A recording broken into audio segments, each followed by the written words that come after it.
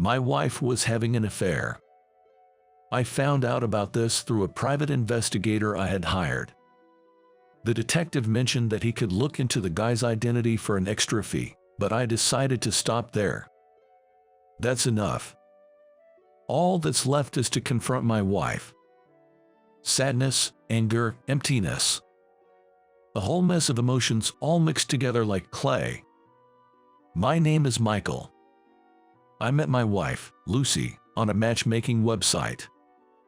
She had this classy vibe, and when she smiled and showed her dimples, I was instantly smitten. After a year of dating, we get married. Our wedding was a happy occasion, blessed by everyone.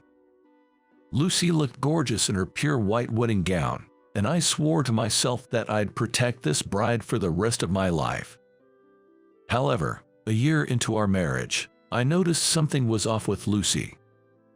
Lately, she'd been putting on more makeup and smelling like perfume. I'm glad she wants to stay beautiful, but the sudden glam up was conspicuous. And she stopped using her cell phone in front of me. It was as if she was secretly communicating with someone. Seeing her like that made me think the unthinkable. I didn't want to imagine it, but I asked a detective to check if my wife was cheating. Weeks later, the detective hit me with evidence photos of Lucy arm in arm with some guy in neon-lit streets. Ironically, when I got the report from the detective, Lucy was supposedly on trip with friends. Of course, that was a lie. The trip was actually with her lover, a tidbit the detective shared as a freebie. I went home to find myself sitting alone on a chair in an empty living room, crying quietly. Tears dropped onto the white table. This table was a memento from before Lucy and I got married. I want to prepare delicious meals every day and set them on this table. I was thrilled to hear those words from Lucy, smiling at me with her cute dimples. It's exactly why I couldn't stop the tears.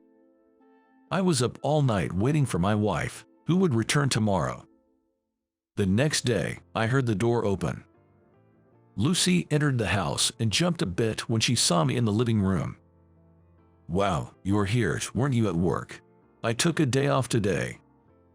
Lucy said, "Oh, I see," and tried to go put away her things, but I stopped her.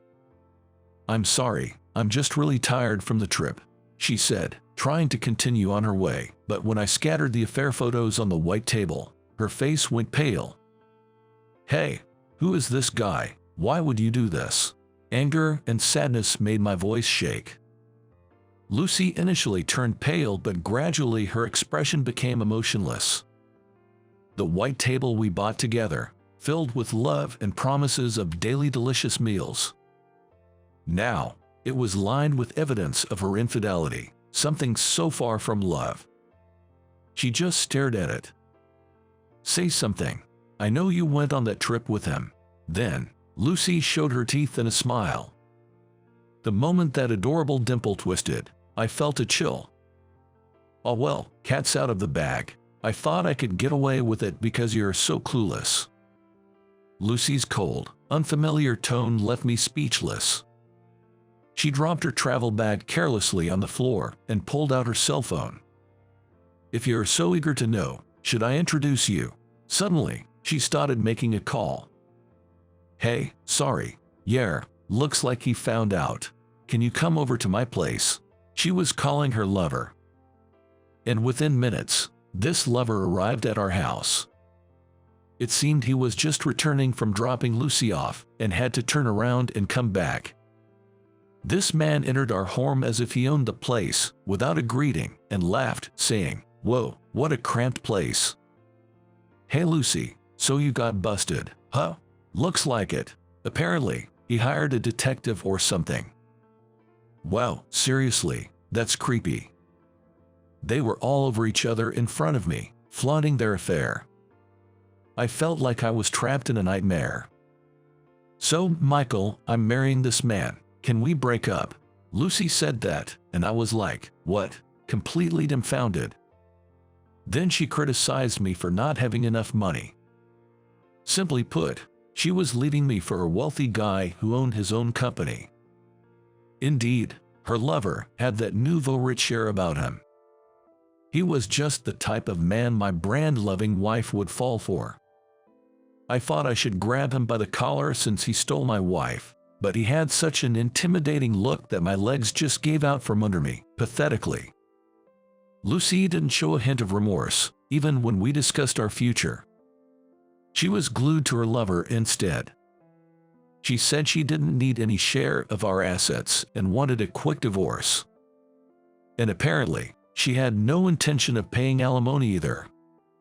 I couldn't find the words to fight back against Lucy and her lover, as they freely spouted nonsense after their infidelity. I just couldn't wrap my head around it. Amidst all this, her lover said something outrageous, laughing. "Hey, if you don't mind leftovers, you can have my ex-wife." It took me a moment to understand, but it seemed like he was already married too. So, it was a double affair. Hey, why not? Take his wife. You dumped folks should get along just fine, Lucy added, laughing. Unbelievable. What is wrong with these people? Unable to stand their hurtful words, I told them to just take their stuff and leave, and I stormed out of the house. Their laughter echoed in the living room. I just wanted to run away as far as I could, right then. Damn it, damn it, damn it. That's when I was wiping my eyes, blurred with tears. I couldn't see, and I bumped hard into someone in front of me. I heard a scream. I quickly apologized, realizing it was a woman I had bumped into. To my surprise, she was crying too. A woman, standing in front of my house, weeping. My intuition kicked in. "Excuse me, by any chance, are you the wife of the man who went inside?" I asked. The woman, with a look of shock, wiped her tears with a handkerchief and silently nodded. Afterward, we decided to talk things over and headed to a nearby cafe. The other woman's name turned out to be Susan. When I heard her out, it seems Susan had her suspicions about her husband's infidelity and had been investigating it. And then, she managed to track down the home of the other woman, who is my wife, Lucy. By chance, Susan saw him dropping Lucy off at my place while she was in a cab.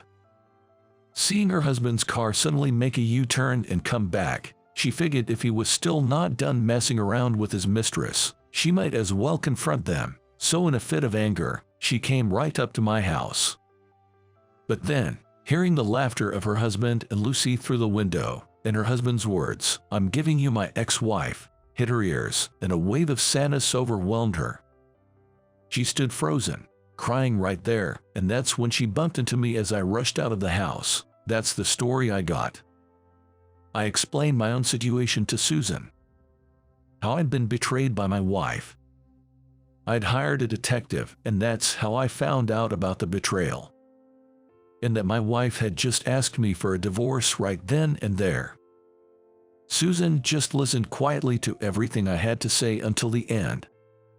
"Well, we're both going through a tough time, aren't we?" I said tentatively. Susan replied with a self-deprecating laugh. "I did want to believe in my husband, you know. Turns out, it was all for nothing." After that, we both fell into a silent pause. Accepting the reality of being betrayed and abandoned by the partner we loved took time. I'm sure Susan felt the same way. It was just when the waiter set down a refill of the coffee I had ordered. With a bit of difficulty, Susan said to me, "I'm sorry if this is out of line, but would you mind if I stayed at your place for a while?" I stopped stirring the milk into my coffee. She then explained that she married her husband against her parents' wishes and now had no one to turn to. Her friends are few and far away. Her husband controls the money, so she can't use it as she'd like to. Probably by the end of the day, her husband will tell her to leave the house. That's why she is pleading to work as a housekeeper and look for a house and a job at the same time, even if it's just for a little while. I was lost in thought while stirring my coffee, not saying a word. Then, Susan said with a sad smile, "I'm sorry. I've made an unreasonable request. Please forget it. My family warned me so many times not to marry that man. I regret not listening to them now. It was stupid of me to get involved with such a man." Saying that, Susan picked up the receipt and stood up from her seat. After bowing to me, she tried to leave the restaurant. Susan will have to leave the house where her husband lives. And the woman who will replace her is my wife, Lucy. I have a duty to help Susan. As she walked past me, I grabbed her hand. Susan looked at me in surprise. Her hand was freezing cold, and I gripped it even tighter. "To be honest, I'm not good with household chores, so I'd appreciate the help," I said with a laugh. When I said that, Susan replied, "Are you sure? It's a live-in position, you know." "Of course, it's fine. Just so happens I have a room free starting today," I told her. I went home, surprised by the drama unfolding on the day I was confronted with divorce. Susan packed her things and came to my house. We were both tired, so we headed straight to bed. I had Susan sleep in Lucy's room. The next morning, when I woke up, the clock read 6 a.m. It was earlier than my usual time. I thought about getting some more sleep, but the good smell lured me to the living room. To my surprise, there was breakfast on the table. "Good morning," said Susan in an apron, standing in front of the stove. "Wait, Susan, did you make all this?" "Yes. I'm not sure if it'll be to your taste, though." After eating, I couldn't help but exclaim, "Delicious." I hate to bring it up again, but my ex-wife, Lucy, used to say she wanted to make me breakfast every day. However, she wasn't a morning person, so I hardly ever got breakfast from her. In hindsight, that should have been a sign of her dishonesty, I thought as I sat in front of Susan's cooking.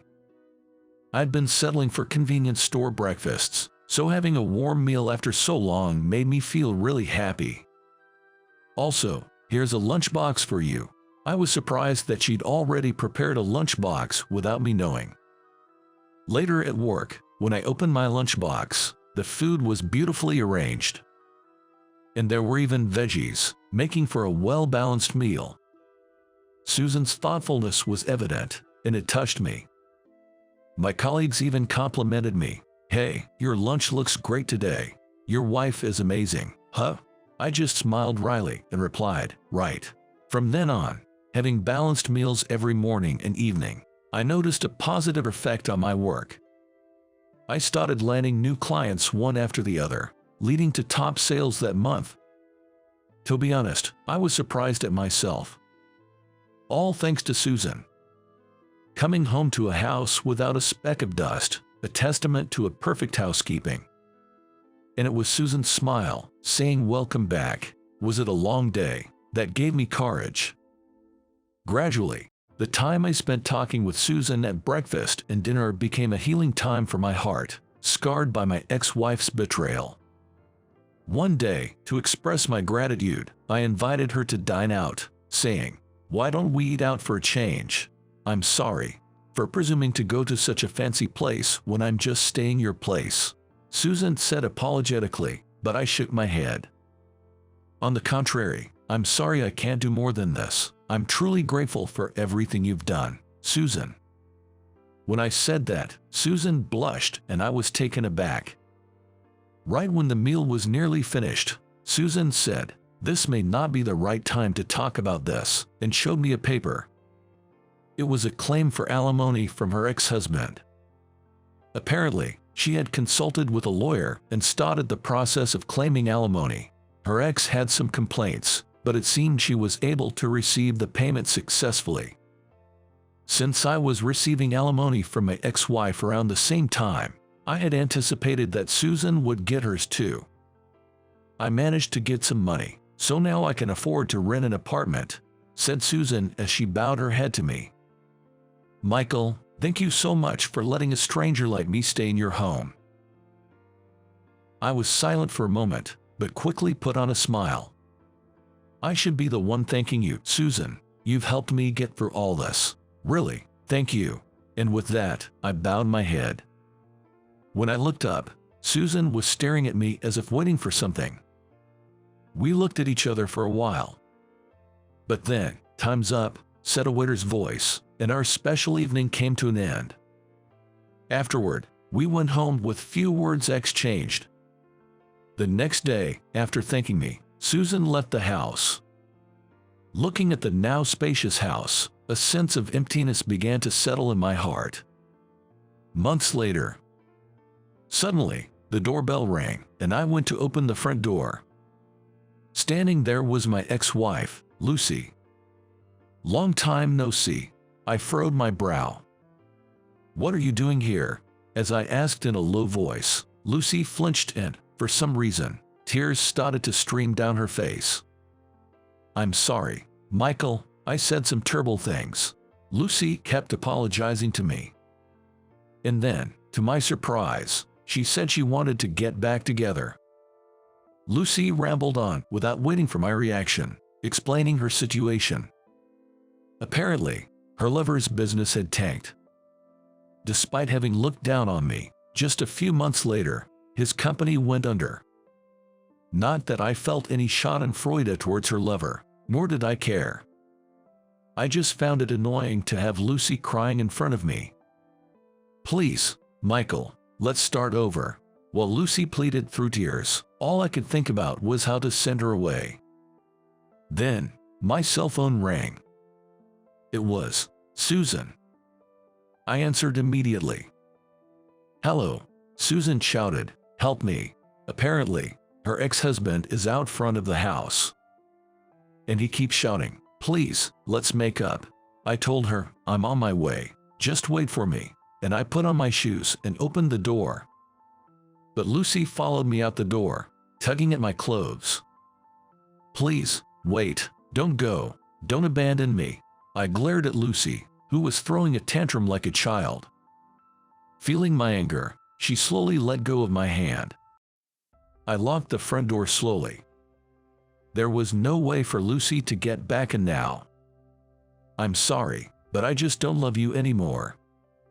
See ya," I spat out before hurrying over to Susan's place.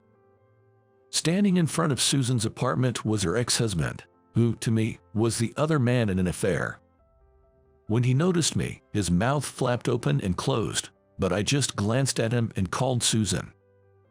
"It's me. I've just arrived at your door." Right after that, the door burst open and Susan came flying out and hugged me. I stroked her hair for a bit before suggesting, "How about we go out for a little while?" and took her hand. Then, the other man shouted, "Wait, Susan. It's all my fault. Please forgive me." Susan covered her ears to the pitiful cries of a man who had lost his company and his status. "He's really saying the same stuff as Lucy used to say."